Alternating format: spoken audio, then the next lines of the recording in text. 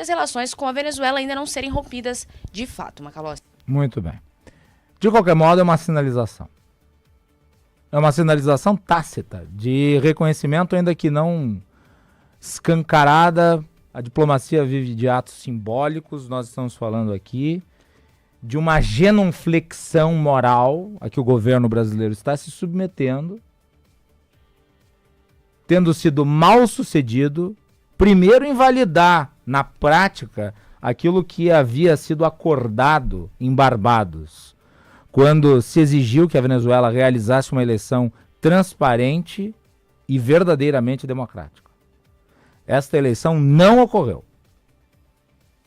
E isso desde antes do dia fatídico, desde o dia da eleição. Antes dela, por exemplo, o Conselho Nacional Eleitoral, sob critérios desconhecidos, cassou a possibilidade da Maria Corina Machado ser a candidata da oposição.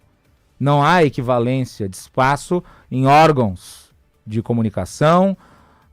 O governo tem todos os instrumentos de divulgação das suas ações, domina as ruas, persegue os opositores, e foram sob essas condições que se deu o processo eleitoral. Com uma oposição aguerrida e altamente organizada, diga-se de passagem, mas que foi incapaz de fazer frente a uma infraestrutura burocrática de opressão. E depois de consumada a fraude já esperada, porque apenas um ingênuo ou um delinquente intelectual poderia imaginar que um ditador como Nicolás Maduro se submeteria ao crivo do voto com auditagem, que de bom grado deixaria o poder. Depois da fraude consumada, o fracasso do Brasil impressionava a Venezuela para de fato apresentar as provas da suposta vitória. Nunca aconteceu, a Venezuela deu de ombros para o Brasil, menosprezou o país.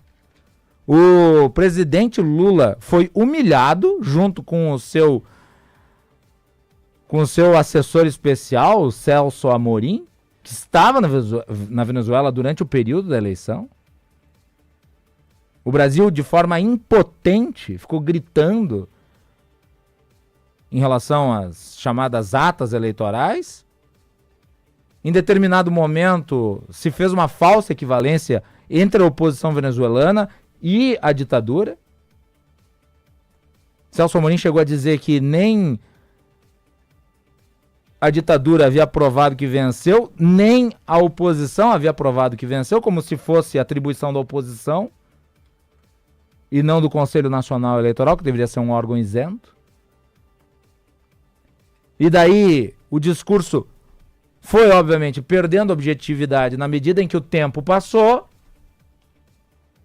O tempo concedeu ao ditador Nicolás Maduro a oportunidade para prender todo mundo debaixo de vara.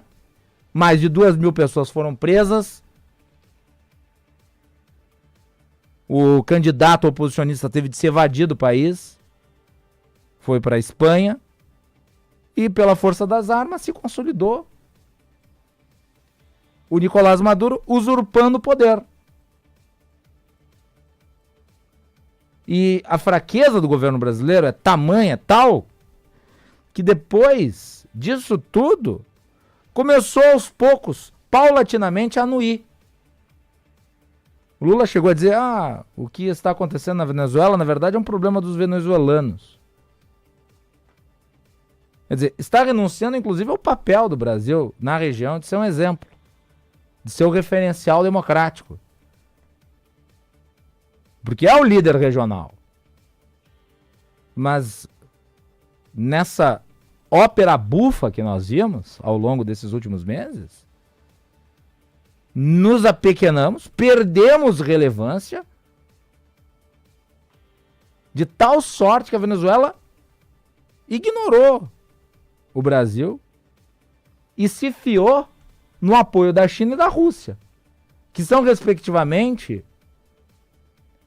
o maior financiador do país e o maior fornecedor de armas. Então o Brasil passou a ser um coadjuvante no continente que ele deveria liderar, deveria dar o exemplo. Durante o ano, Lula ficou comentando a guerra entre Israel e o Hamas e ficou dando pitaco no conflito entre a Rússia e a Ucrânia, que estão do outro lado do mundo, e esqueceu de fazer o que deveria na sua esfera de influência. E o resultado está aí. E a gente sabe, não foi mais duro porque existe uma relação histórica de uma parte da esquerda do Brasil, e nela está incluída o PT, com o regime bolivariano. Ou, se não, logo depois da fraude, a presidente do PT, a Gleisi Hoffmann, não teria assinado aquele documento patético, aquele documento ridículo, aquele documento vergonhoso no qual o PT reconhecia na Venezuela o processo fraudulento como uma vitória eleitoral democrática, legítima. E aqui, como eu não tenho receio de falar tudo que penso, eu pergunto, estes que se indignaram tanto com a manifestação de Sebastião Melo na Câmara de Vereadores de Porto Alegre, têm peito para exigir do governo Lula que tenha uma posição firme contra uma ditadura no exterior? Ou o discurso antiditadura é só para lacrar na capital? Porque é preciso ter inteireza na escolha dos valores democráticos. Ou você defende a democracia por inteiro, ou você não defende a democracia de verdade. Não adianta querer dar showzinho em cima do Sebastião Melo e baixar a cabeça pro Nicolás Maduro. Querer dar lição de moral no prefeito de Porto Alegre e lamber as botas do Facínora de Caracas. Eu critico o que disse o Sebastião Melo, porque eu acho que ele está errado, mas ao mesmo tempo eu chamo de ditador quem é ditador. Tem gente que tem suas preferências, as ditaduras amigas. E como eu não estou entre aqueles que defendem a ditadura militar, muito antes pelo contrário, eu tenho ódio e nojo à ditadura, como diria Ulisses Guimarães,